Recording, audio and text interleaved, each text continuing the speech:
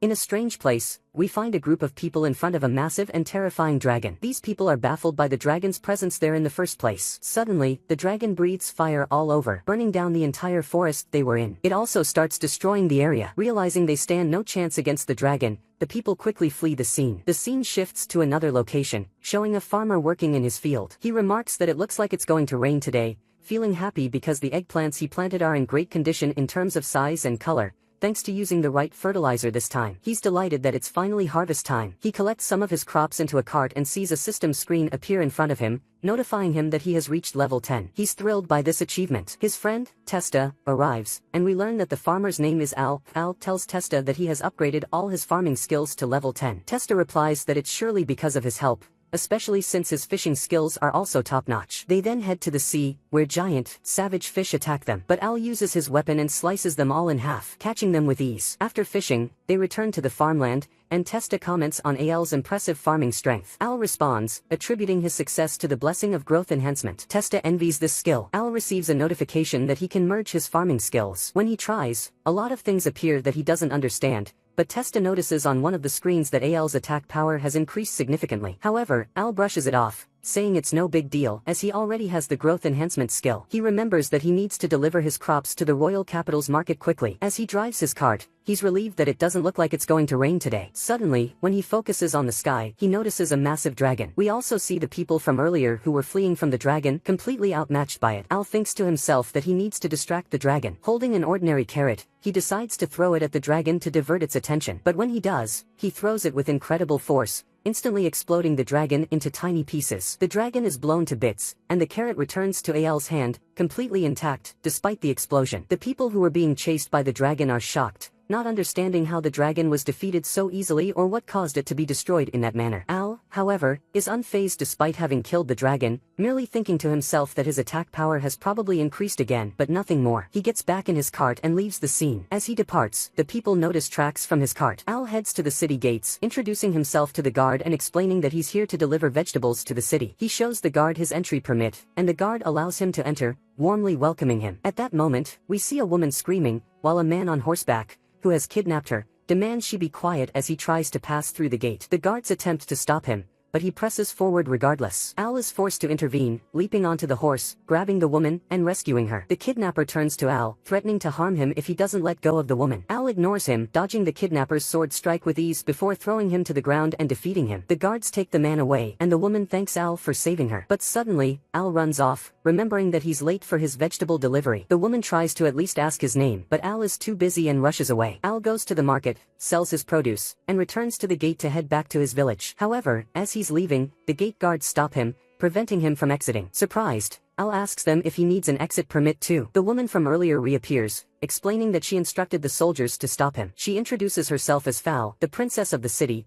and that she ordered the guards to block him because she wanted to speak with him. Al is surprised to learn she's a princess and asks why someone like her would want anything from a poor farmer like him. She tells him not to worry about social classes and asks him to address her by her name. She then asks for his name, telling him that this is a royal command, and he must speak with her freely. He tells her his name is Al Win and asks what she wants from him. The princess asks if he would be willing to serve the royal family. Al is shocked and wants to refuse, but then remembers that doing so might cost him his life. He tells the princess that while it's certainly an honor, he's just a simple farmer and not capable of handling such a responsibility, asking if he can decline the offer. He tries to leave, but she grabs him by the collar, asking why he's refusing to work at the royal palace, saying that working in the palace should be a great opportunity for him. He tells her he's not interested and just wants to spend his life farming. The princess tries to tempt him, offering him a piece of land 33,000 square meters in size if he agrees to work for the palace. Al is still confused and asks why she's so insistent on him working for them. She explains that the man he defeated earlier has a power level of around 500 points,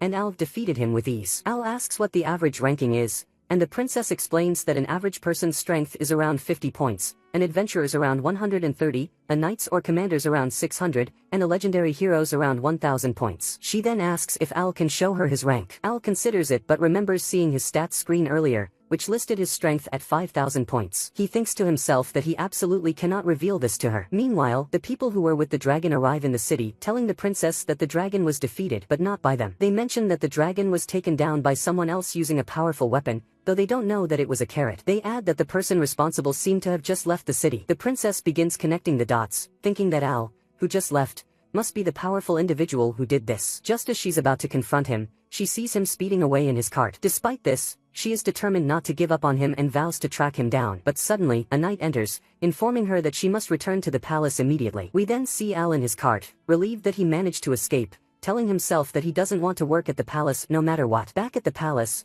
we learn that a horde of large monsters is approaching the kingdom, and these monsters are being controlled by someone. The soldiers inform the king that the situation resembles the return of Helazon. The king tells them that this is impossible since Helazon's leader and the demon king, Macbeth, were slain by the hero in the last battle, and they had established a peace treaty with the demons at the time. His aide replies that this doesn't mean all the demons agreed to the treaty, implying that this is revenge from those demons for their king's defeat. He also tells the king that the person leading this effort is Romeo Vandide, who was once the leader of the Demon King's combat unit. The king is shocked, as this man was the one who negotiated the peace talks in the first place. The aide responds that this commander never truly wanted peace and had planned to attack as soon as they lowered their defenses. He adds that the dragon attack and the kidnapping of the princess were mere distractions orchestrated by this man. The enemies also noticed that the hero is dead, which means they need to act quickly. The aide advises the king to leave the castle immediately, and it would be best if they evacuated the royal capital altogether. The king refuses, stating that he cannot abandon his people and his reign since he is the one who made the peace treaty with the demons. Cecil responds that he hasn't killed demons or treated them harshly, and that's something he respects, which is why he believes he deserves to live. He speaks to the other soldiers, who tell him that he is a kind and compassionate king, and that's why they followed him. They say losing a king like him would be a great loss for the entire people, and they promise that if he survives, they will protect the kingdom and its citizens. Al reaches his home, and when he goes to open the door, he accidentally breaks the handle with his strength, but he doesn't care and enters the house to rest. Suddenly, he hears a loud knock on the door, and it's Tista, shouting. When he comes out to ask her what she's doing there at this hour, she informs him that a large number of monsters will pass through the village soon, and he must pack his things and leave the area quickly. But Al doesn't care and is more concerned about the crops he's supposed to harvest tomorrow, knowing they'll be destroyed. So, he leaves Tista and tells her he'll catch up later. Tista informs him that there's a nearby cave where they can hide until it's over. Al goes to his field, checks that everything is fine, and watches as the army of monsters passes by without focusing on the village or the crops. He realizes they're headed toward the capital. He thinks to himself that he's just a farmer and that the kingdom's knights will surely handle the situation. But after thinking it over, he realizes that if the kingdom is destroyed, there will be no one to sell his vegetables to, which would be a big problem for him. We then see Cecil along with a few knights, the king, and the princess walking through the forest at night. Suddenly, Cecil stops them in a strange place and suddenly attacks the king, killing some of the guards, revealing that he's a traitor. Cecil transforms, and we learn that he's actually Romeo Vandide. He shows them that he can also change his appearance, transforming into the king. He tells them that he will be able to rule the royal capital under the demon's control without anyone knowing. Suddenly, he attacks them with great force, but the king uses a protective shield, and his daughter helps by using her own powers. However, Romeo uses even greater power, slowly breaking the shield bit by bit. He then asks the princess how his plan to kidnap her failed, but she remains silent. At that moment, Romeo breaks the shield and is about to kill them, but Al arrives and blocks his attack. When Romeo asks who he is, Al replies that he's a farmer. Romeo is surprised that a mere farmer was able to block his attack. He tries to strike again, but Al grabs his sword and pins it to the wall. Furious, Romeo realizes that Al is the one who ruined his plans. Suddenly, he kills most of the monsters with him, absorbing their power and transforming into his true form. The princess notices that Romeo's power level is extremely high and urges Al to flee, but Al doesn't move, and with one blow, he defeats Romeo. When he looks around, he sees that the rest of the monsters have fled. Al heads to the palace afterward, where the princess thanks him for saving her and the king. The king asks him to join their forces and serve the kingdom, but Al informs him that he's just a farmer and loves his work. However, the princess tells him that, as a reward, she will give him the land she promised as a gift and asks him to register with the guild since the royal capital and nearby lands are still under threat from monsters. In the end, Al agrees to her request because she gave him the land. But when he goes to inspect it, he's shocked to find that the land is barren. Later, Al and the princess head to the market, where Al is amazed by all the food and vegetables on display, and he buys food for himself and the princess. As they walk around, Al asks her if it's really okay for her to be here, wondering if there might be chaos at the palace due to her absence. She reassures him that she took precautions and left someone named Elby in charge, adding that it's her duty as a princess to come to the streets and see the people's conditions firsthand. Afterward, they head to the Warriors Guild, where Al tells her he doesn't want to be a warrior. She reassures him that she knows he wants to remain a farmer and won't force him to change his mind,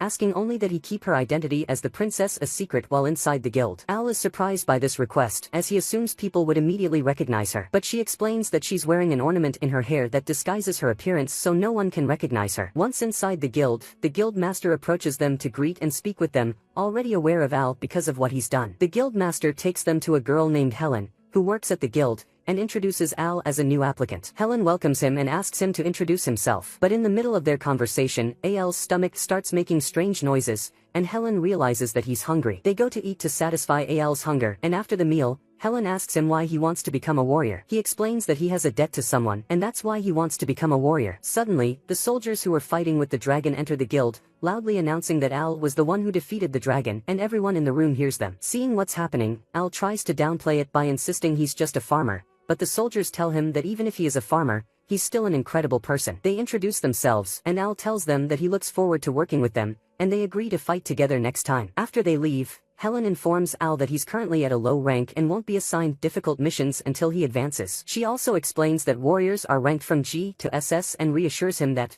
given his talent, he will quickly rise through the ranks. Al considers the matter, realizing that if he becomes a high-ranked warrior, all eyes will be on him, something he doesn't want. Helen gives him his first mission, which is to gather 10 herbs from Grim Forest. However, she warns him that facing the monsters in the forest will be difficult if he isn't properly equipped for combat. She offers him a magical cloak and insists that he take it, despite his reluctance to accept the gift. When he puts it on, it looks good on him, and Helen is impressed by how it suits him. Al thanks her for the cloak. Afterward, Al and Fowl leave the guild, and no one recognizes her thanks to the hair ornament. Al heads to the forest and begins gathering herbs, but while doing so, he notices something strange, like a symbol. He picks it up and examines it, but he can't figure out what it is. He opens his book and reads about the monsters and ghouls in the area, learning that some of them are male and female and that some monsters even have a fondness for humans. Suddenly, a female monster attacks him and hugs him because she has fallen in love with him. However, one of the knights from his group appears and slays the monster. Al thanks him for saving his life, and the rest of the warriors arrive at the scene. They greet Al, and when he asks them about the symbol in his hand,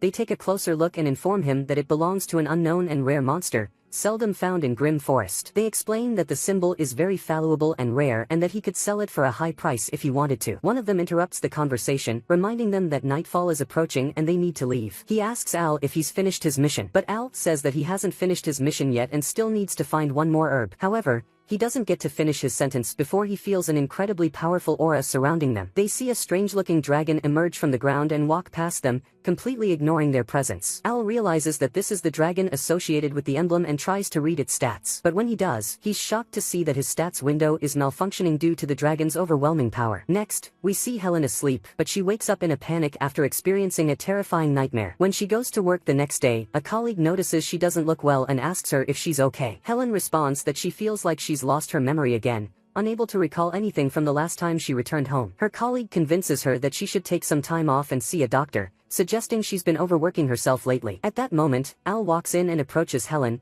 immediately saying he has an urgent matter to report. He, along with the other warriors, tells Helen and the guild master that they encountered a black dragon with stats reaching 230,000 points. They suggest it might be the dragon Ouroboros, but they're confused as to why it would appear there of all places, and they worry about the kingdom being destroyed if the dragon reaches them. Suddenly, Helen looks distressed when she hears the name of the dragon. They ask if she's okay and suggest she should rest, but she insists she's fine and wants to continue discussing the matter of Ouroboros. One of the warriors suggests evacuating the Grim Forest immediately, and Al shows them the dragon's emblem. When Helen sees it, she's shocked and falls to the ground, recalling memories of her brother being killed by that dragon, and suddenly, she faints. Later, Al is alone in his room when Helen's adoptive mother enters to reassure him that she only fainted. She introduces herself as Helen's adoptive mother and notices the robe Al is wearing, expressing surprise that Helen gave it to him. She explains that 15 years ago, she and her husband were walking along a riverbank when they noticed Helen with that very same robe. She wonders aloud if the dragon is somehow connected to Helen. Al promises to learn everything about the dragon since he's the only one who saw its stats,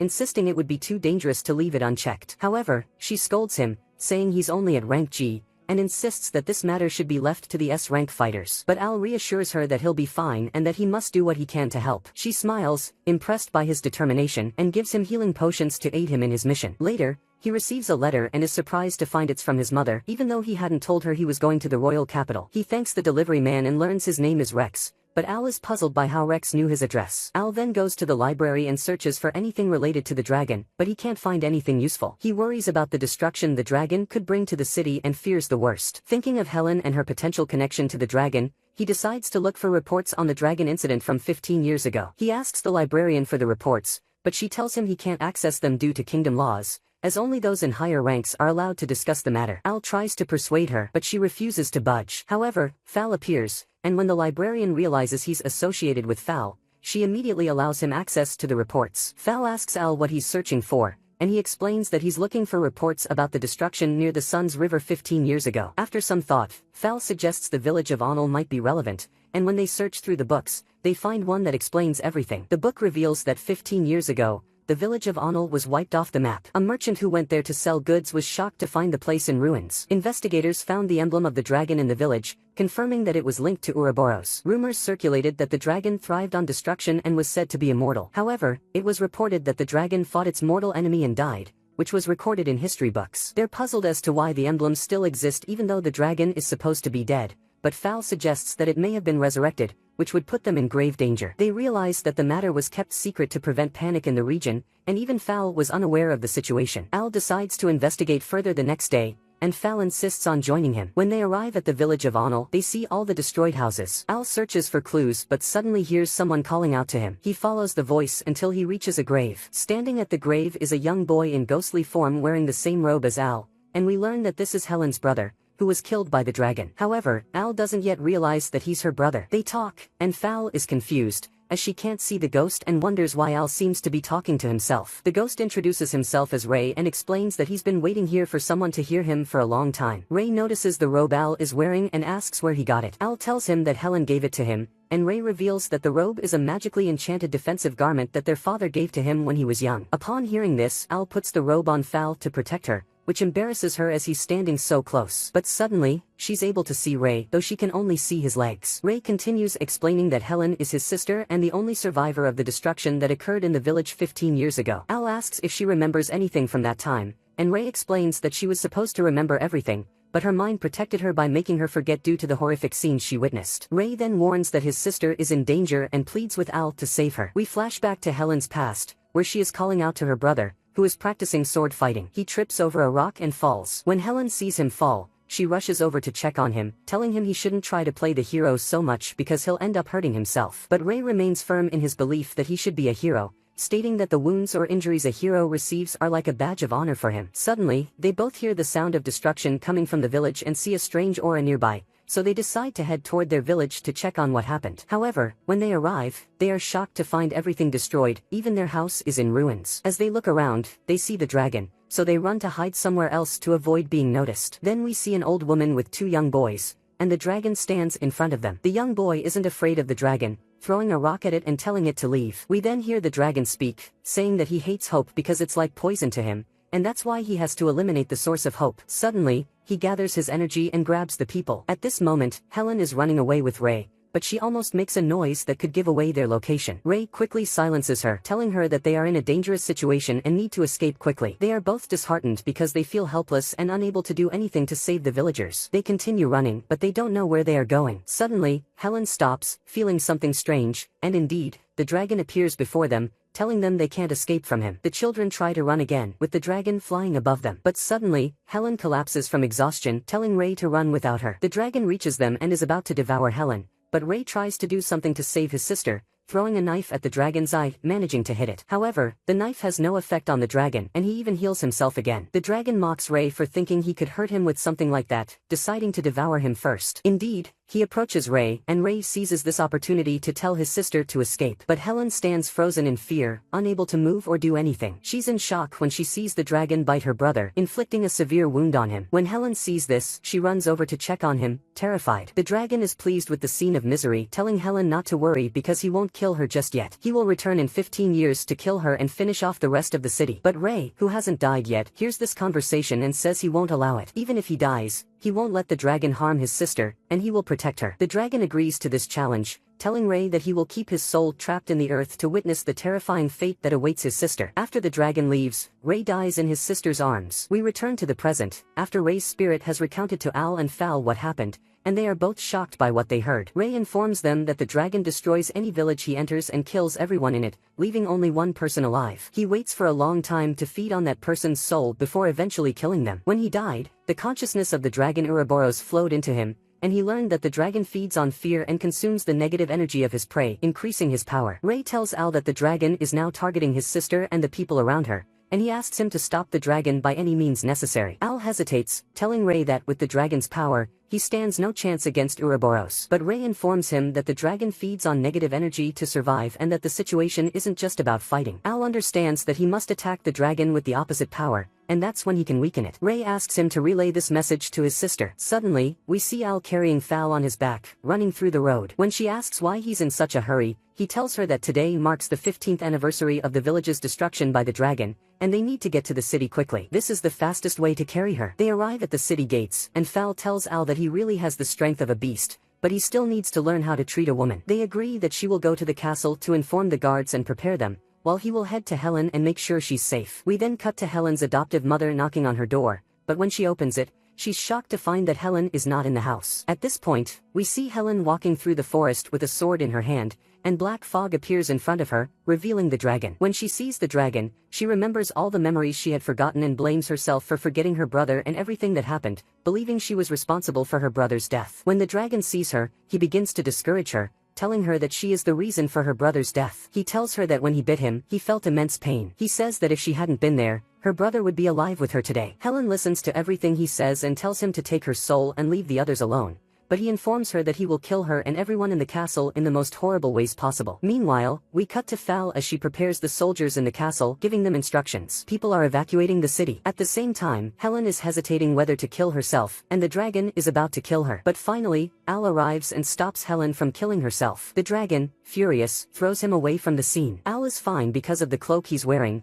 and the dragon is surprised that he's still alive after that blow. Al gets angry and charges at the dragon, managing to hit him and push him away from Helen, telling her that she's safe and that he'll protect her. But the dragon gets up from the hit and tells Al that he must be very strong to have landed such a blow, and he looks forward to continuing the fight. Indeed, the dragon attacks Al, and Al manages to dodge most of his attacks and hit him as well, but the dragon still manages to knock him down and is about to crush him. However, Al escapes in the nick of time. Al stands beside Helen, and she begs him to stop fighting because she doesn't want anyone else to get hurt because of her. But Al tells her that it's not her fault and that she hasn't done anything wrong. Al then tells her that he met her brother Ray today, and he had a message for her. He delivers Ray's message, telling her that he never regretted saving her, and he asks her to live the rest of her life with hope, free from fear. Al informs her that if she feels hope, she can defeat Ouroboros because that's his weakness. At that moment, the dragon begins to lose his power because they no longer feel despair and have replaced it with hope. The dragon becomes furious at Al and attempts to attack him, but Al gathers his strength, strikes him once, and manages to defeat him because his power levels have dropped below Al's. Helen approaches Al and asks him if he's okay. Al responds that he's fine, but suddenly, Helen pulls out a knife and stabs him, laughing wickedly. She pulls the sword from his stomach. Al tries to use his healing potion, but he drops it in shock. He asks Helen why she did this, but she doesn't respond and continues her attack. As she is about to strike again, a second dragon suddenly appears, protecting Al, and we learn that this dragon is the good dragon, Mirage. Mirage speaks to Al and informs him that Helen is now possessed by Ouroboros. He asks Al to use his strength and grants him his regenerative power so that he can overcome Ouroboros, and at that moment, Mirage collapses on the ground from exhaustion. We then see Fal talking to the soldiers and giving them the instructions they need to follow. Even though she's preparing them, she's not confident that they will be able to defeat Ouroboros. At that moment, Mirage tells Al that this body won't be able to endure Ouroboros much longer, and if he can weaken his defenses, they'll be able to purify him with the power he now possesses, and at that point, he will be able to save Helen. But Ouroboros mocks him, saying there's no way he'll attack this body. However, Al surprises him by attacking and knocking him away. Al approaches Helen to revive her, but it's just a trick by Ouroboros, and he ambushes him. Ouroboros invades Al's mind to try and attack his psyche, but once inside, he is shocked to find no vulnerable points to exploit. Al is only thinking about farming and vegetables. Suddenly, Al uses his power to repel Ouroboros. At that moment, Mirage attacks Ouroboros with a powerful blow, and together they manage to purify and defeat him. After Mirage completes his mission, he thanks Al for helping him in the fight, and at that point, Al collapses on the ground next to Helen from exhaustion. We see him later, lying in bed with Helen and Fal standing beside him to check on him. Al wakes from his coma, and they are relieved to see he's okay. He asks about Ouroboros, and they inform him that he has been purified. He asks Helen if she's alright after being possessed by Ouroboros. Helen tells him she's fine, but strange things have been happening to her, and suddenly, she shows them her hand as it transforms into a dragon's hand. They are both shocked when they see it, and Al prepares to attack her, thinking that Ouroboros is still possessing her. But she calms him down and shows that she can return to normal and can also transform parts of her body into dragon parts. She tells them that she wants to use her new power for good instead of the evil and destruction caused by Ouroboros in the world. Helen tells Al that she's going to live her life with hope now, or else her brother's sacrifice would have been in vain. She asks Al about the nature of his relationship with Fal, and Fal lies, telling her they are just childhood friends, nothing more. At that moment, the warrior friends, the guild leader, and Helen's adoptive mother enter to check on them, and they're happy to see that everyone is fine. They decide to drink a toast on the guild leader's dime, but the leader isn't happy about it since it'll cost a lot of money to host them. They hope the royal palace will foot part of the bill, but Fal almost lets it slip, saying not to worry, everything will be paid for. Fortunately, it goes unnoticed. They go off to celebrate and drink, but Al, being a respectful and pious man, drinks lemonade. A bad influence tries to get him to drink alcohol, but his companion stops them, telling them not to force him into anything. Al thinks about the crops he needs to harvest tomorrow, reminding himself he has to return home early that night. But Fal appears next to him, telling him to stop thinking about work for a bit and enjoy himself, even if just for a short time. She thanks him for what he did for them and shares how she felt while giving orders to the soldiers atop the castle. She admits she felt out of place, but when she saw him fighting the dragon despite the power difference between them, she found hope again. We then see Al the next day, walking through his field with Testa. At that moment, Rex arrives and delivers a letter to Al. When Al opens the letter, he finds it's from his father. As he reads it, he learns his father is checking on him and his mother, asking if he's okay. His father also expresses a desire for him to come visit, adding that he included some money in the letter to help him make the trip. After finishing the letter, Testa tells Al he should visit them since he hasn't done so in a long time, and Al decides to visit once he completes the guild missions. Al strolls through the market, spotting a tomato seller. Noticing how good the tomatoes look, he decides to buy one. When he tastes it, he's astonished by its flavor and asks the seller where he got them because he wants to grow tomatoes like that. The seller is surprised by Al's reaction, but he tells him he got them from a place called Logaros and that they use a great fertilizer for their vegetables there. Al heads to the guild and meets with Helen, telling her he's going to Logaros to visit his parents and also to check out the fertilizer. Helen agrees to his request and takes over the mission he was supposed to handle. Al leaves the guild and meets with Fal, who insists on coming with him, but he tells her he's just visiting his parents and will be back quickly, so she doesn't need to come. Though she's persistent, he leaves without her. On the road, Al is excited to find out what kind of fertilizer gives tomatoes such a great taste, but he encounters an orc in his path and starts running, only to be caught by the monster. Suddenly, a strange girl appears and pushes the monster away from Al. The girl checks on him and asks if he's alright. When she notices Al is about to faint from fear, she gives him some water to calm down. She asks him what he's doing there without any equipment to fight monsters. Al tells her he's actually an adventurer,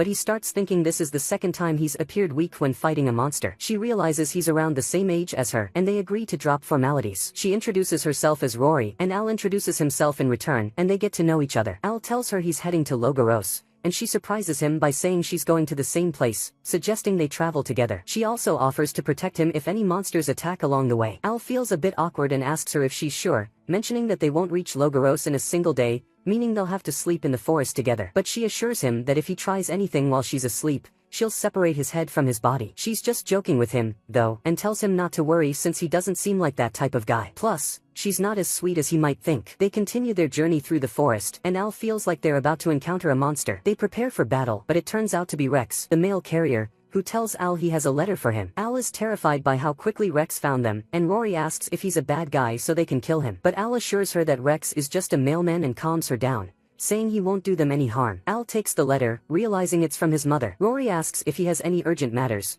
but Al assures her there's nothing pressing and shows her the huge amount of mail he's received from his mother, saying he's even thought about throwing some of it away. And he tells her that he's going to visit his father and mother, but his main goal is to buy fertilizers. He talks to her a little about agriculture, but she doesn't understand anything and asks him to stop talking about it. He asks her if her parents are worried about her since she's alone in the forest like this, but she gets a little flustered and tells him sadly that no one cares about her. But then she decides to ease the tension and suggests they camp there tonight since it's getting dark, and she starts pulling camping gear out of her bag. But Al is shocked that the bag holds so many things for its size, to the point that she pulls out a whole tent from it. When he asks her where she got the bag, she tells him it was from her ancestors. They're about to continue talking, but Al's stomach makes weird sounds, and Rory realizes he's hungry. They eat together at night, and Al asks her why she's going to Lorgos. She tells him that she's traveling to train herself and that she heard some rumors from merchants about Lorgos. The rumors were about incidents where witnesses said they saw some demons. She wants to investigate this, as she can travel freely. But Al doesn't agree with her and tells her that this is dangerous if she thinks that way. She replies by telling him that she is a descendant of the legendary hero. Of course, Al is shocked to meet a descendant of the hero,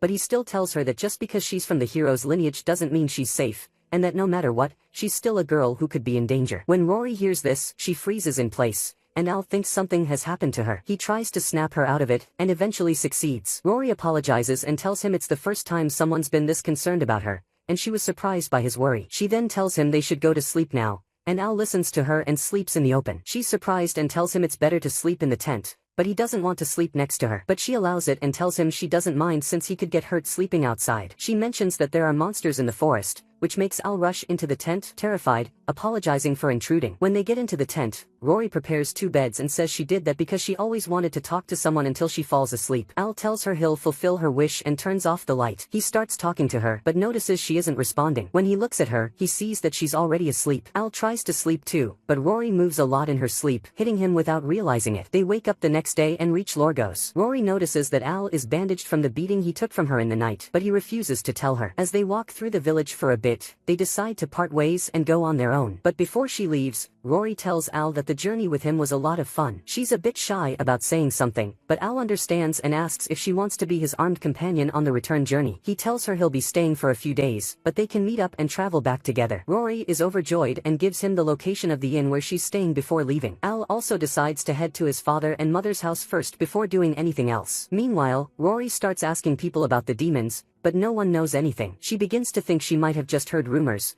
and suddenly, she remembers how people used to look down on her for being weak, even though she was a descendant of the hero. But then, she hears a girl screaming and runs toward her. When she gets there, the girl tells Rory that a demon kidnapped her younger sister and begs her to save her. She tells her that the demon went toward the Forest of Illusions. Rory listens to the girl and heads to the place she pointed to. Meanwhile, someone is watching her. Al arrives at his father and mother's house and is about to knock on the door when his mother bursts out, flinging it open with such force that Al gets tossed around a bit. She then hugs him tightly, almost breaking his bones because she hasn't seen him in so long. Al's father comes out, thinking Al is a stranger with his wife, so he punches him. His wife gets furious and tells him that this is their son, and they start arguing. They go inside the house, and the mother prepares dinner for Al, while treating his father like garbage by making him a dead, raw chicken for dinner. Al says that while Rory's cooking was delicious, his mother's cooking is still the best. When his mother hears this, she asks him who Rory is, and his father gets excited, telling him he should marry her and have lots of children. But his mother gets mad again for no reason and starts wrestling with him. Al tries to defuse the situation, and his father helps by saying that Rory is just a war companion. Al goes to his room with his father later, and his father thanks him for saving him because he was about to die,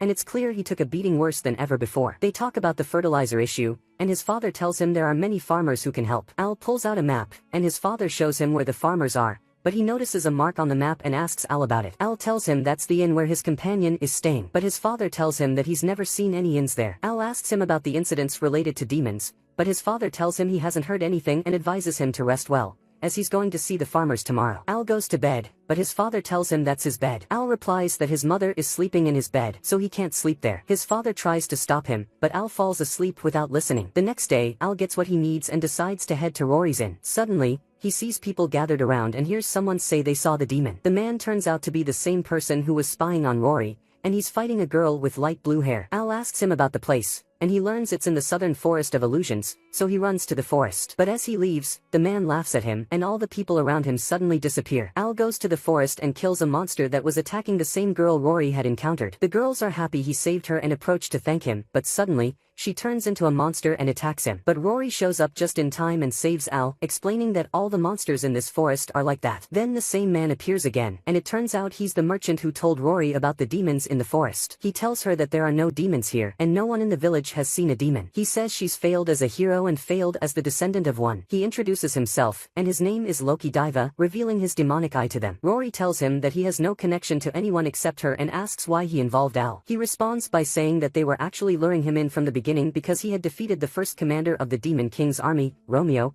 and also defeated the evil dragon Ouroboros. Loki looks down on humans and any other creatures besides himself. He asks Al and Rory which one of them he should start with. Rory tries to attack him, but he easily dodges her and injures her. Al rushes to check on her and uses healing magic on her, surprising Loki that Al can also use healing magic, so he decides to start with him. Al speaks to Rory and tells her to rest. She tells him she couldn't do anything against Loki and asks him to take care of himself. Al agrees and tells her not to worry because he's a top-class farmer, after all. He attacks Loki, managing to dodge all his strikes and hitting him, driving him into the ground. However, Al comes out of the pit unharmed and attacks Loki again, managing to injure him. But Loki gets enraged and hits him with magic, throwing him far away. At that moment, the box Al brought with him from the farmers opens. Loki tells Al that all the opponents he defeated before were mere pawns and that he won't be able to defeat him. Al uses healing magic to recover from his injuries, and Loki says that while Al is troublesome, his effect won't last long. Al asks why Loki wanted him in the first place. Loki admits he's just wasting time but will tell him anyway. He reveals that his mission is to eliminate any obstacles that might interfere with the plan. He had his eyes on Al and Rory as well as the girl who had taken the power of the evil dragon, clearly referring to Rory. He informs Al that since he is a hero, he has gained the power of the Lords of Good, while the Demon King has gained the power of the Lords of Evil. However, this doesn't apply to Rory as she doesn't meet the hero's qualifications. Loki decides that enough talking has been done and attacks Al and Rory with his monsters. Al manages to dodge the monster's attack and saves Rory from another monster's strike. However, Al gets surrounded by the monsters, but Rory appears at that moment and rescues him. She tries to attack the monster, but nothing seems to affect it. Al decides to attack it himself and succeeds in finishing it off. Loki then uses his power to attack them with his magic, and Al protects Rory from the attack. After the assault ends, they see that a large crater was created in the area. More monsters appear, striking Rory and throwing her far away, while Al also gets pinned down to the ground. Loki prepares to use his ultimate power to kill Al. At that moment, Rory feels guilty and remembers her childhood when she wanted to become a hero, but people belittled her abilities. Her parents, however, told her not to listen to those people. Loki bids farewell to Rory before attempting to kill her with his attack. But suddenly, the monster holding Al turns to stone, and it is revealed that Al used the fertilizer he had with him to clot the insect's blood and kill it. Loki is slightly surprised but doesn't really care, saying that no matter what happens, Al's chances of winning are non-existent. Al becomes furious and charges at him, but Loki, as usual, dodges all his attacks. But Al refuses to give up and keeps attacking him. Seeing Al's determination, Rory realizes that strength is not what matters and that in order to save people, she must not give up, no matter what happens. Rory gathers her courage and rushes at Loki, stabbing him from behind. Even though he doesn't seem affected, she tells him that she won't give up, no matter what. Suddenly, an immense power surges, and Loki is shocked that she has acquired the power of the Lords. She uses all her strength and attacks him, obliterating him from existence. She feels overjoyed that she was able to accomplish it. When she approaches Al, she finds him collapsed on the ground from exhaustion, so Rory takes the opportunity to tell him that she loves him. Al remains asleep until the evening, with Rory sitting beside him the entire time. When he wakes up, he asks Rory if he had slept for a long time, but she tells him no, even though she was about to carry him away because she didn't know the way. They walk along the road for a while and they begin to hear voices around them. It sounds like someone calling Al as if it's an eerie voice. Al asks Rory if Loki might still be alive, but Rory looks scared and tells Al that she's terrified of ghost voices. The voice comes closer and closer, and then it's revealed that the terrifying voice was actually coming from Al's mother, who had been searching for them in the area. They then head to the hotel, but they can't find it because it was an illusion created by Loki. Rory informs Al that she'll just live in any nearby building instead. Al returns home, but when he opens the door, he finds his mother standing right in front of him, so he immediately shuts the door and is terrified because he had just left her in the forest a moment ago. But she appears behind him again, and Al is scared, retreating to his room and dragging his father into trouble with her again. The next day, we see Al's father hanging out the laundry, and it's clear that his mother was the one who did that to him. Al tries to leave the house, but his mother starts crying and begging him not to leave. The father attempts to allow Al to go freely, but she silences him. Al speaks to his mother, telling her that he can stay with her, but he won't be happy doing so. His mother eventually decides to let him go. She asks him afterward if he's going to remain a farmer, and he reassures her that he will, asking her not to worry about him. Then she and his father bid him farewell. Al meets up with Rory, and they start walking on their way. Rory asks Al why Loki wanted him in the first place. Al replies that he doesn't know either. She tells him to be careful because all the demons might be targeting him, and he tells her that since she has also become a hero now, she needs to take care of herself and be cautious too. Rory feels happy from his words and starts falling for him. Al and Rory go to the guild, and Al introduces Helen to Rory, and both of them are interested in Al, so they argue over him. The next day, a kid steals some vegetables from Al's farm, but Al sees him and catches him. Helen and Rory come to help Al with the harvest, and they see Al scolding the kid for picking the fruit before it was ripe. Al learns that the child did this because he was hungry, so he feels a little regretful and gives the child a fruit to eat. When the child tastes it, he loves the taste, and then he leaves the place after Al lets him go. Afterward, Helen tells Al that due to the monster attacks, aid from neighboring countries has stopped. Al is surprised because before he left, this wasn't happening, and Helen informs him that the attacks started right after his departure, which caused the prices of goods to rise, and the poor and common folk can't afford food anymore. Suddenly, they all hear the sound of bells, and Helen tells him that it means the monsters have attacked again, so they go to see what's happening. When they arrive, they find a fierce battle between the monsters and the king's knights. Helen decides to help and uses her dragon power to defeat some monsters. Al is surprised by her ability to control her new power so quickly. Rory also doesn't stand idle and attacks the monsters, easily killing several of them. Al also doesn't stay still. He grabs his axe and charges at a large number of monsters at once, sending them flying. Even though they killed a lot of monsters, more kept coming, and a larger number of monsters appear in the area. But suddenly, a large group of knights arrives, and their leader raises his voice, telling the monsters to withdraw or they will taste the pain of the holy sword Lafton. Indeed, the monsters begin to feel fear and retreat, and everyone in the place is shocked to see the monsters withdraw like that. Later that night, we see Al in his home when someone knocks on his door. When he opens it, he finds Val standing there. She tells him that she's here to say goodbye, but Al is confused and asks her what she means by saying goodbye. She tells him, sadly, that she's decided to leave and won't return, so she decided to say farewell. After a moment, her maid knocks on the door and tells her it's time, so Val bids Al farewell without explaining anything. She gets into her carriage and leaves the area without telling him the reason. The next day, Al notices that ever since the Holy Sword incident, the monsters haven't approached the town, which allowed trade and life to resume in the town. But at the same time, Princess Val has gone missing, and Al keeps thinking about her. The mother of the boy who stole vegetables from him yesterday comes by and apologizes for the trouble her son caused. But Al tells her that nothing happened and everything is fine. The woman then tells him that she is a seamstress, so if he ever needs any clothes or anything from her, he can come by. Afterward, Al meets Rex, who gives him a letter and tells him that his reputation for cheap prices and good vegetables has spread all over the city. Al is happy and says it's all thanks to the Holy Sword Lafton,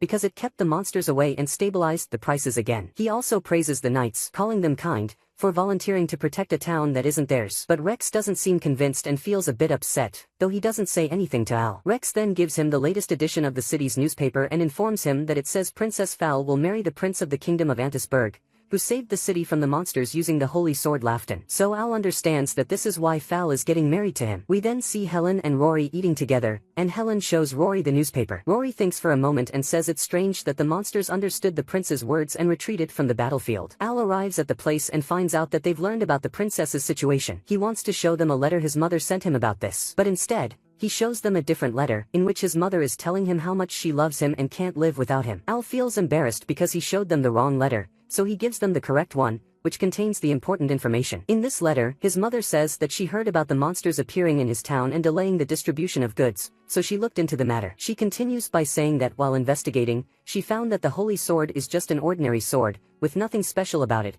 and it was made by a regular blacksmith with no extraordinary powers. After finishing the letter, she tells them that she knows all this because she was once the leader of a group called the Shadow Puppets. At this point, the girls are shocked, and they ask Al if his mother was really the leader of the Shadow Puppets. But Al, being innocent, doesn't understand anything, so they explain to him that the Shadow Puppets is a highly skilled intelligence unit capable of gathering any information, no matter how hidden or obscure. In short, if they wanted to know the color of your underwear, they could find that out. Helen continues reading the letter, and it reveals that the one helping them is a demon too, but his lover is under threat, so he follows their orders. In short, the Kingdom of Antisburg is bringing the monsters to the desired location and then driving them away, claiming credit for themselves. Al decides that they must help the princess no matter what, but they realize that to enter the kingdom, they will need a permit and deal with a lot of hassle. But Al tells them that he has a solution, and we see Rex appear behind them. Meanwhile, in the Kingdom of Antisburg, we see the prince talking to the town leaders. They thank him for his continued protection from the monsters. We see that each of them is paying the prince a great deal from their town's wealth in exchange for his protection. After they leave, the prince laughs at them and decides to expand his scope and make the monsters attack more towns. He then speaks to the demon under his control,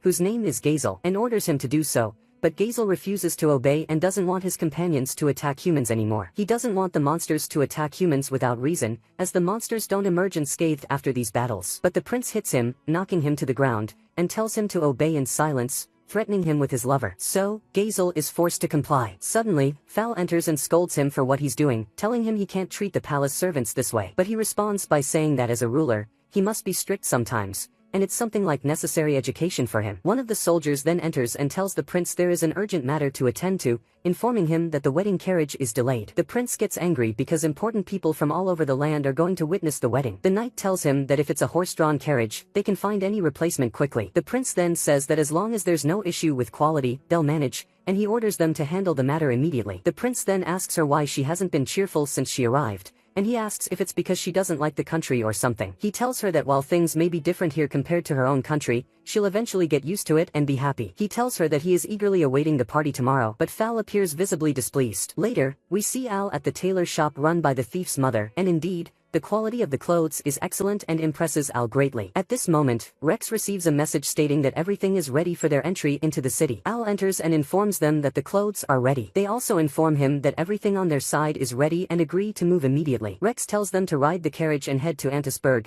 informing them that after successfully infiltrating, they must rescue the hostage. They are told to inform the guards that they are a goods delivery carriage for the party, which should allow them to pass without any objections. Rex explains that to expose the prince, they need to summon some monsters to prove that the holy sword is fake, cancel the agreement, and expose them publicly. He tells them he can do this because he is also a demon and has control over shadow blood. They agree to successfully complete this mission no matter what. Meanwhile, Fal is in her room at the castle, feeling sad because she won't be able to see Al again. She repeats his name, wishing she could see him one last time. Unbeknownst to her, the prince is eavesdropping outside her door and wonders who this Al is. The wedding day of Fal arrives, and the prince is very happy, thinking that he will finally be able to control her entire country. He enters to take her, but she asks him to go ahead, and she will follow shortly. The prince agrees but asks her not to be late and then leaves. Fal remembers her father's words, telling her that if she wanted to marry a specific person, social class and such things are not important, and what matters is that she loves him. Returning to reality, she says that what she is doing is for the sake of her country, but she still thinks about Al. Meanwhile, Al and his companions successfully enter the city,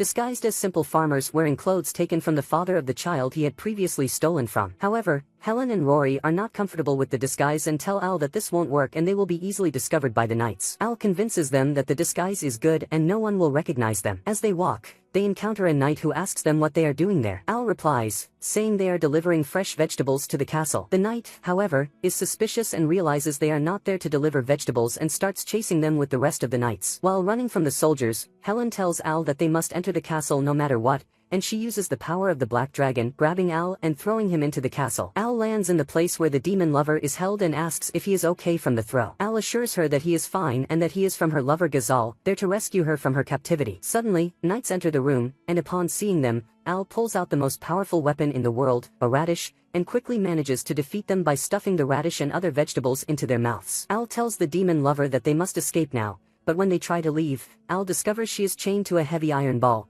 making it impossible for her to run with him. Al comes up with a plan, carrying her on his shoulder and running through the castle corridors away from the guards, who definitely faint from laughter. He meets up with Helen and Rory after escaping the castle, and they continue their escape from the pursuing knights. They arrive at the church, and Helen and Rory tell Al to take care of Fal while they handle the rest. At this moment, Rex is in a place far from the city, and when the bell rings, he says it's his turn. We then go to Fal in the church, where her father asks if she is sure about what she is doing, telling her that as a king, he can stop the wedding immediately if she wants. She responds that this is a decision she made for herself as long as it benefits the kingdom of Vigis. She and her father approach the prince as per their customs and traditions. Meanwhile, Helen and Rory are running from the soldiers, telling Al to do his best not to waste everything they are doing for him. The priest is seen conducting the wedding ceremony, telling the prince and Fal they may now kiss, but Fal does not want to, understandably finding it disgusting. Suddenly, the church door flies off and hits the prince, and Al appears inside the church, greeting Fal. Fal looks extremely happy and shocked at the same time. Al apologizes, saying he meant to knock but accidentally broke the door,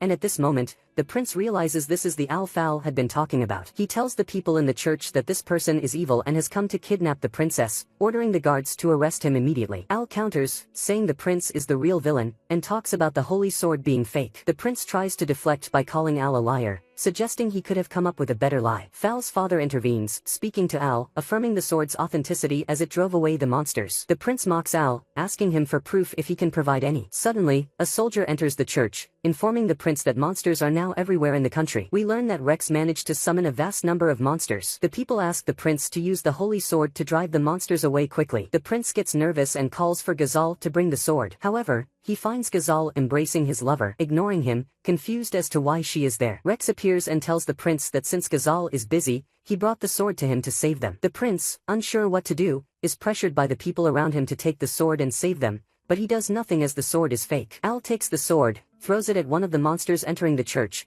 and when the monster approaches the sword, it attacks and easily breaks it. At that moment, Ghazal blows his special whistle, driving the monsters away from the church. And then the prince is exposed and it is revealed that he threatened and ordered him to send monsters to different countries in the region. The monsters that were sent were called back by the whistle he had because only demons can play it. Suddenly, we see the prince laughing and saying that they are too late. He tells King Galen that his country is already destroyed. He informs him that last night he sent a huge swarm of monsters to the kingdom of Migas, and because the capital now has no one to rule it, it will be weak. Ghazal is shocked and says it is impossible because he did not send those monster instructions. But the prince tells him that he doesn't need a flute to attract monsters. All he had to do was throw some monster corpses in the area, and they would come in huge numbers. Helen and Rory appear and say that Migas will not be occupied. This is because, after they were attacked last time, the knights asked them to retrain to become stronger than they were because they wanted to protect the country with their own hands. Indeed, the people of the country at this time are fighting monsters and doing a great job. The prince's soldiers appear, and the prince orders them to arrest everyone. But the soldiers throw down their weapons and approach him, and he realizes from Helen and Rory that they told them all the evil things he had done. The prince runs to the king and tries to kill him, but Al throws a turnip at his sword and stops him from killing the king. He approaches him and gives him a Mike Tyson-style punch, telling him that it is over. We see the soldiers taking him to prison. Fal thanks Al for what he did, runs to him, and gives him a big hug, refusing to let him go and repeatedly saying that she loves him. Rory gets upset and gets jealous of Fal, yelling at Al to stay away from her. The king approaches Al and thanks him, congratulating him on marrying his daughter. Al is nervous and doesn't know what to say. Rex meets King Galen and gives him a letter, telling him it is a message from an unknown person sent to the prince. He tells him that everything was a plan from the beginning and that there was someone behind the scenes moving the prince's plan, implying there is a mastermind behind the incident. When Al goes to the guild, his friends there congratulate him and tell him he is the pride of the guild because of his achievements. We see Fal arriving at the place in her true form in front of people, coming to the guild to give the warriors some rewards for their hard work. When people see the rewards, they rush to her. Helen notices that she has seen the princess before but can't remember and wonders if she has met her somewhere. Al gets nervous and tells her that it is probably just her imagination. Fal appears again after changing her appearance and dressing up, so no one recognizes her. She approaches Helen, telling her that she will be her Fal along with the princess. Al goes to his field to collect vegetables and notices that the tomatoes are much better than before. Rory and Fal come to him and ask who he truly loves, but Al starts babbling because he doesn't want to answer. They ask if he has feelings for any other woman, and he replies that he does, then leaves them in shock. Al returns to his house and puts some vegetables in front of a picture of a girl. We learn that the girl he used to love is named Elivia. We go back in time to the village 15 years ago, seeing Al's father harvesting potatoes with Al. Then Al goes to the people and shares some of their harvest. Al hears the sound of people arguing and sees two men holding a girl because she stole some vegetables. Al is surprised why she did something bad like stealing. The woman who took vegetables from him explains that the girl might be hungry because her parents are not around. She tells him that they could take her to a slave trader because of what she did and also because she has no family. Suddenly, the girl bites the man holding her, runs to Al, takes a basket of potatoes from the people and runs away. We see her later in the forest, devouring the basket of potatoes voraciously. She sees Al in front of her carrying a plate, so she hides from him immediately. But he tells her he didn't come to take back the potatoes. He tells her it would be better if she peeled them and made soup instead. When the girl sees the food, she likes it a lot, but Al knows she is scared of him, so he leaves the food on the ground and walks away. He returns the next day with a tomato omelet. He calls for her to come out and take the food, but she is still afraid, so he decides to leave the food on the ground again and walks away. He returns the next day with grilled fish but is surprised to see her coming out to meet him without fear this time. The girl eats, and Al sits with her. She enjoys the food very much and learns that Al made it himself. She tells him her name is Elivia, and he tells her his name. Suddenly, Al's stomach growls with hunger, but he refuses to take Olivia's food. But she insists he eat, and he finally does. Suddenly, the two men from before appear and grab Elivia, telling her they will take her to the slave market. Al tries to stop them and says he will return everything she stole if they leave her alone, but they still want to take Elivia. Al's father appears and asks if his son did anything wrong. The men recognize Wayne and are intimidated by him. After talking to them and understanding the situation, Wayne offers them a whole barrel of rice because they lost a lot because of Elivia. The men are delighted with the offer and take the rice, leaving. Al asks his father if it was okay to give them their rice. His father says his mother will kill him, but he will handle it somehow. Elivia brings back the box of potatoes and returns it to them. Wayne thinks about it and tells Al there is no problem with one more person since they need more hands. Al is very very happy and tells Olivia they will eat together every day from now on. Olivia is delighted to stay with them. After 2 years, we see Al and Olivia planting crops. Olivia approaches Al and tells him she finished her work and wants to eat together. But Al tells her that once he starts something fun, he can't stop until he finishes, referring to farming because he loves it. Olivia is shocked by the amount of work left. Wayne tells her Al is obsessed with farming and won't leave it. Helen gets mad at Al and tells him he's an idiot, but Al tells her that she should sometimes play with the village kids and not always follow him around. Suddenly, Testa appears, running from a swarm of killer bees, but Lizica shows up and quickly takes out the bees. Testa is thrilled and says Lizica is amazing, but Wayne thinks Testa is flirting with his wife and gets angry, telling him he'll kill him even if he is Al's best friend. However, Lizica stops Wayne from doing anything and tells Al that they are going to the royal capital for a short while and asks him to take care of the house in their absence. Al asks if they are going to look for a new house, and his mother tells him that their current house is not suitable for 4 people, so they need to find a new one. They leave, and Al is left with Testa and Olivia. Al asks Testa why the killer bees were chasing him. Testa, excited by the question, shows Al a map he found and explains that it indicates a great treasure at the end of the forest. He convinces Al to come with him, and Al eventually agrees. Olivia wants to come with them, but Al tells her she can't and says they'll be back by nightfall and leaves before she can protest. They reach the forest and walk through it. Al asks Testa why he thinks Olivia is so attached to him. Testa says he didn't want to tell Al this because Olivia forbade him, but she gets a lot of bullying and harsh treatment from the villagers, which is why she clings to Al. Al is shocked because he didn't know this and realizes his parents wanted to move because of this. He blames himself for not knowing. Testa calms him down, saying they should focus on the treasure now and deal with everything else later, so Al follows him. They reach a certain spot, and according to Al's map, this is the place, but they see nothing but rocks. Suddenly, Al steps on a stone, which opens an underground passage. They go down and are astonished by what they find. They notice something written in an unknown language. When Testa touches a stone, it lights up and transports them to another place. Suddenly, Al finds himself in a strange place and sees a terrifying monster in front of him, roaring loudly. When he gets out, he sees a volcano erupting and spewing meteors. Al wakes up to Olivia's voice, telling him he's been asleep for a while. He tries to get out of bed but feels pain and pretends nothing is wrong. Testa enters and asks Al about what happened because they were in the forest earlier. Testa explains that Al was unconscious, and as soon as he fainted, the volcano erupted, covering everything, including the field and the house, in ash. He tells him most people have evacuated the village. Suddenly, they hear that the bridge has collapsed, cutting off access to the neighboring village. One of the villagers tells Testa they found his parents. Al decides to let Testa go and heads in his own direction. Al and Olivia go to the village chief, who explains that there's very little food left, so they are rationing it and asking everyone to hang on until help arrives. Al remembers his fields and decides to go there, but he finds all the vegetables ruined by the ash. Suddenly, he feels the same sensation he had before and experiences severe stomach pain. Olivia comforts him, and Al apologizes for her being hungry, but she says she's fine and just wants him to stay with her. Later, Olivia searches the tents and finds food in one of them. She thinks about stealing it but remembers how Al saved her from the villagers before, so she decides against it and leaves the tent. The next day, Olivia takes her and Al's food ration but is worried about him, so she gives him her portion. Al notices there's more food than usual and Olivia lies, saying that aid has arrived and they will get more food from now on. She also reassures him that his parents will be back soon. Al believes her and says she'll also get to eat her fill. Olivia continues, saying she can't wait to eat his vegetables again. Al is happy and promises to grow more vegetables for her. Every day, Olivia gives Al her food until she becomes very weak from hunger. One day, while walking, she collapses and faints from exhaustion. Al wakes up and wonders where Olivia is. Suddenly, Testa enters and tells him Olivia has died. Al is devastated when he sees her body and is even more shocked to learn from Testa that she died of starvation and was lying about the aid. He holds her and cries beside her lifeless body. Later, he, his parents, and the villagers bury her. In the present, Al thinks of her while farming and blames himself for not being there when she needed him. He vows to keep farming for Olivia's sake. Al fights a monster in the forest and easily defeats it. On his way back, he's surprised to see a girl lying on the ground and rushes to her, asking if she's okay. The girl, unconscious, makes Al decide not to leave her there alone. Al wakes up to the girl speaking and asking what he wants from her, thinking he's kidnapped her. Al explains he found her on the side of the road and brought her back,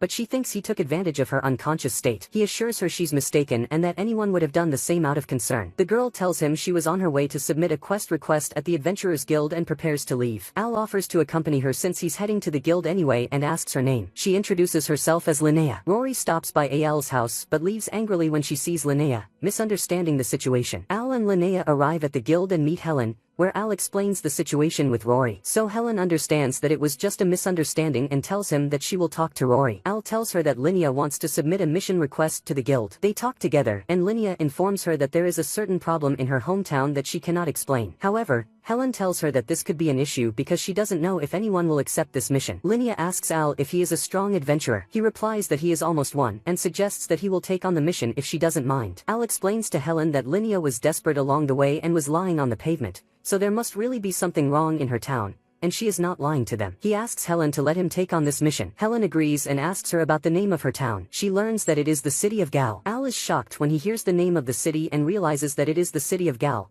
which has a different kind of Helion plant from any other place. He talks about the agricultural information around the city. Al praises Linnea because she is from the city of Gal, but she is puzzled by him. Helen tells her that he is a bit strange, but she can trust him. Al stands with Linnea and thanks her for the new clothes she gave him. However, she thinks he is trying to get close to her to repay him with her body and tells him that her father warned her about all men and that they are like wolves with hidden motives. But she tells Al that she only walks with someone she trusts. She takes his hand and tells him they will head to the city of Gal. Meanwhile, Rory is watching them without them noticing and is very jealous of Linnea. At this moment, Al and Linnea get into the carriage, and Al is happy that he finally found a carriage because transportation to the city of Gal is limited. The carriage owner explains to them that the reason for this is that the city of Gal has cut off all its trade with other cities. Suddenly, Al sees the female monster he was dealing with before, and he is terrified because he sees her. She is not alone. She has a horde of monsters with her, and Al faints from fear. Al wakes up from his unconsciousness on Linnea's lap and is very embarrassed when he wakes up and gets up immediately. She is surprised that he apologized to her as soon as he woke up and thinks he is thinking about something inappropriate,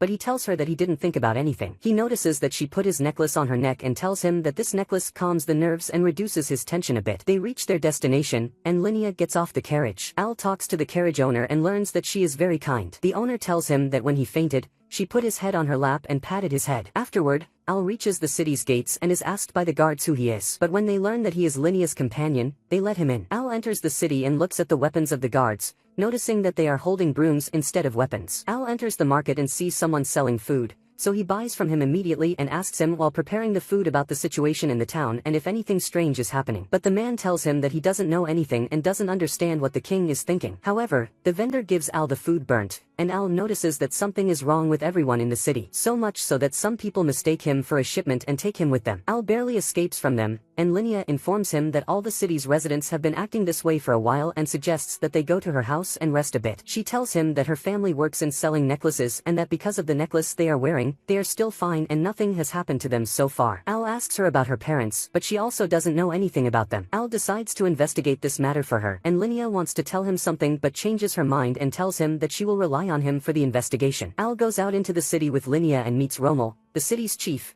and Al is happy because this person made the Helion revolution in the city and tells him that it is an honor for him to meet him. Al wants to ask him about everything happening in the city, but Rommel tells him that it is a long story and invites him to come and have dinner with him at his palace. Suddenly, Al is carried again like a shipment, but he tells Rommel that he will fulfill his invitation later. Rommel laughs wickedly and says that he is waiting for him. Linnea talks to Al about the city's lord and tells him that the situation is strange because he is fine and still hasn't left the city or even asked for help from other countries. Al agrees with her and tells her that they will know everything when they go there. Linnea tries to make him understand to use his kindness moderately because the wicked may exploit this point to their advantage. Al assures her that he has taken his precautions and asks her to trust him. Just that. Al goes to the king's palace, and when he enters and walks through the corridor, he notices that he has several Helion plant statues. Al and Linnea enter the king's chamber, and Al gets straight to the point and asks him about what is happening in the city. Suddenly, the king orders his guards to hold Al with their weapons. Al is surprised and asks him for an explanation of what is happening, stands up, defeats all the guards in seconds, and attacks the king. However, Linnea protects him and tells Al that she asked him to use his kindness moderately. Al asks Rommel about what is happening,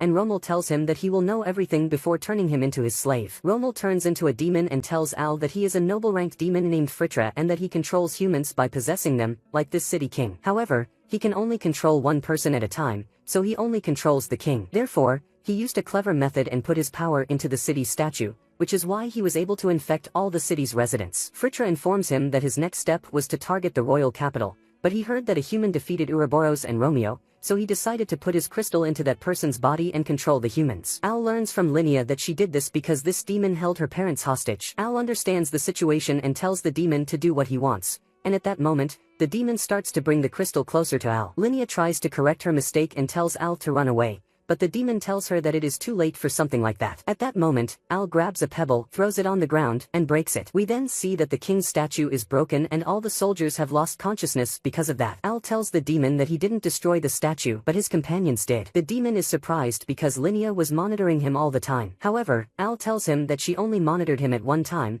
which was when the merchants carried him. At that time, he thought that the ones who kidnapped him were real merchants, but it turned out to be Helen and Rory who informed Al about the whole situation and gave him a stone to break, which would cause their stone to glow and break the statue. Al continues and says that they have now saved the hostages, and there is nothing Frederick can do. But the demon calls Al a fool and tells him that there is still one remaining victim, the city's king. He threatens that if they take one more step, he will kill the king and orders them to surrender. But Al knows that the king loves asparagus more than anything in his life, so he runs to him and puts some asparagus in his mouth, successfully bringing him back to his senses. Al gets angry at the demon and punches him out of the castle. After the situation calms down, Linnea bids farewell to Al before he leaves. She tells him that when she grows up a bit more, she will return to the royal capital. Suddenly, she leans in and kisses him on the cheek. Helen and Rory become very upset when they see this, and as soon as Al steps away from her, they jump on him, yelling at him while he tries to explain that he had nothing to do with it. Al checking on his tomatoes, which are in excellent condition, making him happy as he plans to sell them in the market. We see Helen, Rory, and Fal working hard in the field, helping Al. Fal says that at first, she worked on the farm to help Al, but now she has come to love the farm work itself. The others agree with her, and Rory says that they also use their muscles a lot, so they don't need to exercise separately. Fal notices the necklaces around each of their necks and asks them about them. They tell her that they got them from Al after their last mission. Fal thinks about it and says that Al must have a special one for her. But they inform her that they got these necklaces after helping him in the city of Gal, and she must consider Linnea's feelings. Fal gets upset when she learns that Al has met and befriended another girl, saying that Al needs to clarify things for them next time. Suddenly, they hear a loud scream from afar and realize it's Al's scream. They rush to check on him and see Al angrily yelling because harmful weeds have appeared on his plants, which are very difficult to remove. He blames himself for lowering his defenses this time, and the girls watch him, used to his personality. Later, they sell their vegetables in the market, with Al giving a bit of asparagus to anyone who buys from him. One of his guildmates passes by and buys some vegetables from him, inviting him to visit their guild sometime before leaving. Suddenly, we see Fal hiding and glancing around, revealing that King Galen is walking down the street in disguise, recognizing Al. The king requests daikon radish, and Al gives it to him, asking when he plans to join their family now that he has a wife and could join them. But Al says he is not ready for that yet, so the king offers him new farming tools and some extra land, which makes Al greedy. Rory tries to stop him from indulging in these fantasies, telling him not to marry someone he doesn't love. Fal gets angry with her because she wants to get married, so she throws a potato at Rory. But Rory dodges it, and it hits Al, knocking him down. Suddenly, Al hears a girl's voice next to him, and when he looks, he sees a beautiful girl in front of him. She is about to introduce herself but then decides not to, saying they will meet again. Al wakes up from the daze in the king's arms, who reassures him that he is fine and asks if there's anything he wants to tell him. But Al, lost in thought, says nothing is wrong, so the king tells him they will discuss this matter later. Afterward, Al sells all his vegetables and tells the girls that he will buy pesticides with the money. He appears determined to get rid of the harmful weeds on his farm, scaring Fal and Rory, who leave him alone. We then see Rex at work, meeting Al on his way. Rex notices the determination in Al's eyes and learns about the harmful weeds on his farm. While talking, they hear a commotion and see some slave traders trying to take a young girl by force. Al dislikes standing by idly, telling them to leave the girl alone because she clearly doesn't want to go with them. The traders don't care, telling him to mind his own business. One of them pulls out a knife and attacks Al, but he blocks the attack, knocking him and his companion to the ground, making the lead trader flee. Al approaches the young girl, asking if she's okay, and notices that she is a demon. When Rex comes closer, he recognizes her, revealing her name is Yuria and that he is also a demon like her. Rex explains to Al that this girl is the only daughter of the demon king and the new heir,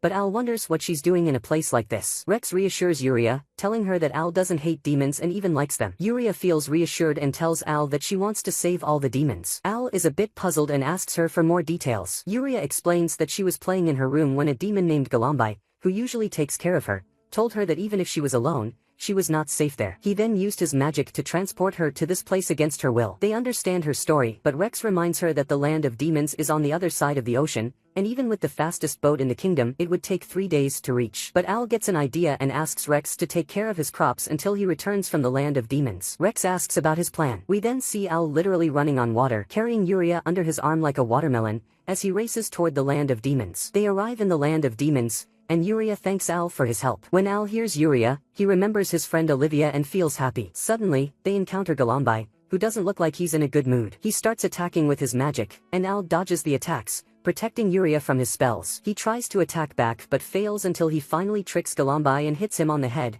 knocking him down. Yuria is surprised by Galombai's actions, but Al suspects that he might be controlled by someone else. Suddenly, we find that Flumby wakes up again and prepares to attack them, but suddenly Al's mother appears and hits Flumby, causing him to lose consciousness. Al is surprised at the reason she came here, and she tells him that she knew he went to the land of demons because of his grandfather. She greets Yuria but is afraid of her because of what she did to Flumby, but Luzica explains that she just hit him lightly and he'll wake up soon. They go to the castle and are shocked to find everyone there dead. Yuria tries to revive anyone, but it doesn't work. She runs to her father's room to see what happened, and is shocked to find him lying on the ground next to his throne, bleeding. When Al approaches him, he realizes that he is just unconscious for now. Al finds one of the soldiers still alive and goes to check on him. The soldier is happy to see Yuria still alive but tells them to escape now because of that demoness. Suddenly, Al's mother tries to kill Yuria but Al stops her. Al tells them that she is not his real mother, but the woman keeps denying it until Al proves he is right. He says that his real mother would have hugged him tightly as soon as she saw him, but she didn't do that. The woman laughs and admits to Al that she is in disguise. When she reveals herself, Al is shocked to see his childhood friend Elivia. She welcomes him and calls him her brother. Al asks her how she is still alive, and she tells him that it's thanks to the evil kings, without whom she wouldn't be alive now. Suddenly, she uses her magic power, saying it's the power of the evil kings, and attacks Yuria with immense force, but Al manages to save her at the last moment. However, he is shocked by the damage caused by the attack, seeing the castle and the mountain behind it cut apart. She tells Al that she is impressed by how he managed to match her attack speed, even though he hasn't awakened the evil king's power within him. She tells him that the increase in his stats was because of the evil king's power. Al asks her how the evil kings did that when he never met them, but Elivia tells him that he did meet them and that she will tell him more if he joins them. She approaches Al, wanting to control him, but Yuria calls out to him, snapping him out of it. Elivia gets angry at Yuria, grabs her by the neck, and when Al tries to save her, she pushes him away. Elivia tells Al that if he joins them, she won't kill anyone he loves, but if he refuses, she will do the opposite. She is about to kill Yuria, but Al shouts, and his gem glows. Suddenly, Al finds time has stopped and is confused, and then he sees the angel again. When he asks who she is, she tells him she is the queen of good for humans. She explains that the evil kings blocked her for a long time, but using this necklace as a catalyst, she managed to bind time and space together, allowing her to stop time briefly. She tells him she needs to expel the evil king's power within him to grant him her power and asks for his hand. She grants him great power, telling him it's incomplete but enough to fend off these enemies. She also tells him she will rewind time a bit so he can save Yuria, then thanks him for what he did for her. Time rewinds to just before Elivia kills Yuria, and Al manages to save her. He uses his new ability on Elivia, binding her with weak plants, but she easily breaks free. She tries to attack them again, but he blocks her attack with his new skill. Al binds her with his plants, and Flumby appears and hits Elivia with his magic. Flumby checks on Yuria, but Elivia seems unaffected by the attack and hits Flumby, sending him flying. She approaches him to kill him, but then suddenly decides not to for no reason. She tells Al she will leave now and that they will meet later alone, then she leaves. Flumby approaches Al and asks who the girl is, as he thinks Al has something to do with it. Yuria tells him that Al saved her, and the king says to Flumby that doesn't change the fact that he saved them all. He approaches Al and asks who the girl is. Al tells him that the girl is his younger sister. The king asks if he knows anything about the evil kings,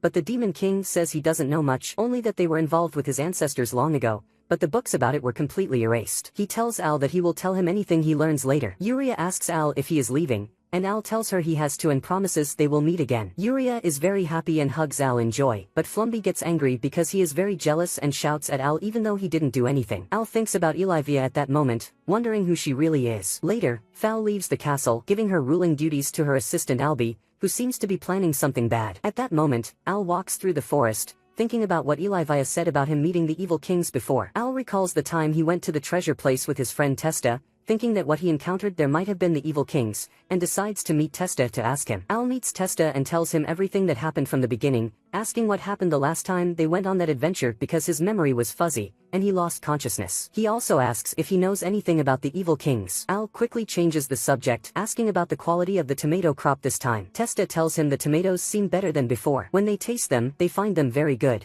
and Al thanks Testa for taking care of the field. But Testa tells him it wasn't just him, the whole village took care of it for him. Al asks Testa to visit the royal capital from time to time to hang out, but Testa tells him he can't leave the village because of his work as a fisherman, and they say goodbye. As Al walks through the forest, the same monster attacks him again. This time, he uses his power and hits it, but he is shocked that his power didn't affect the monster. His guild friends appear and finish off the monster, noticing Al's power has decreased from before. Al tells his friends what happened, and they are surprised because someone with his strength should defeat monsters like the orca with one hit. They ask Al to show them his power level, and they notice it has indeed decreased. Al realizes it's because the nature lover trait he had was removed. His friends notice he's deep in thought, so they reassure him, saying his power is still strong for an adventurer. At this moment, Rex arrives with a letter for Al from his mother, and Al reads it with Helen and Rory. She reassures him and tells him she loves him, ending the letter there, knowing his friends are reading it with him. At this moment, Fel arrives at the guild, wanting to go out with Al, but she argues with the other girls who also want to go out with him. Al looks at everything he has now, with new friends and the job he loves as a farmer, and decides